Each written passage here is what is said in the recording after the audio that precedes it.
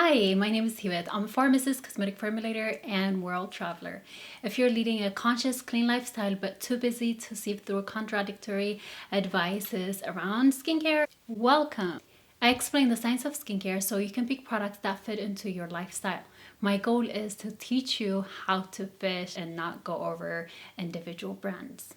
Also, my company Askalite Formula offers a range of products that are made from meticulously selected clean ingredients that fit right into a clean lifestyle. You can find them right here.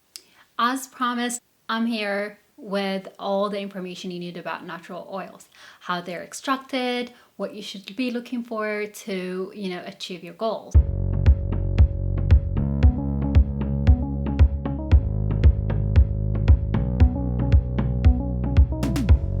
So the first confusion I want to address is the words essential and natural oils, which a lot of the times get mixed up.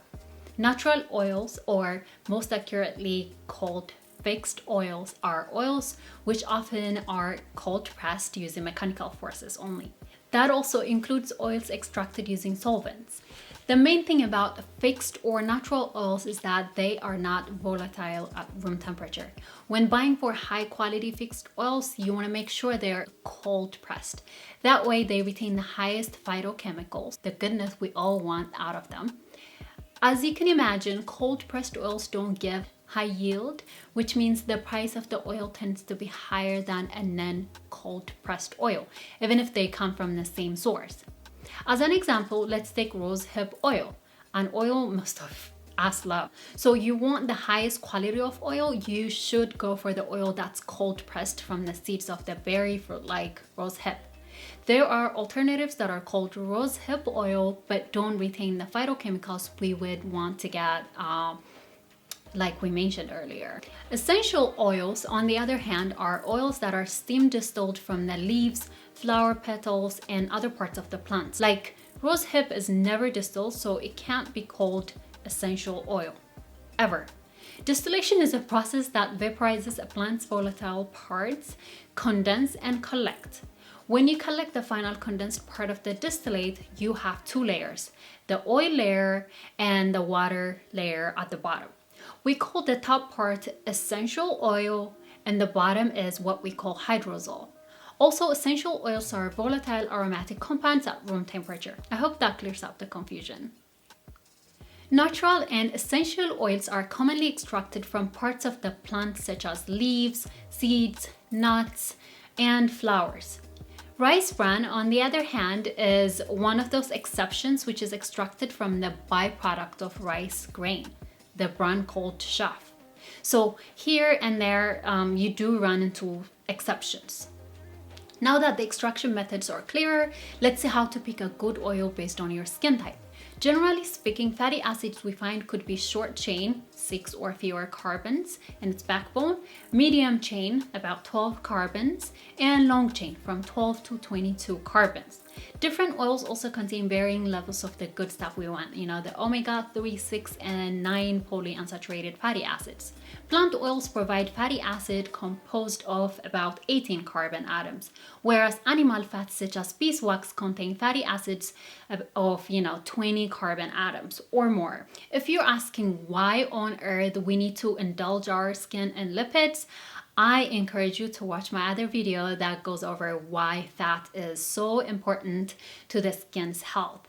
You can find more information on that video, but essentially the ceramides, cholesterol, and fatty acids are what the skin is embedded in to maintain the barrier function. Think of the skin layer like the way we make lasagna. That's as good as I can simplify it without going off track. The way you have your cheese and sauce over every layer, there are these good lipids that the skin is embedded in to keep it intact.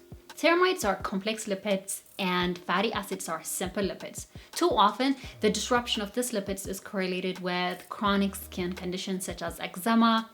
So fat is good for the skin, period.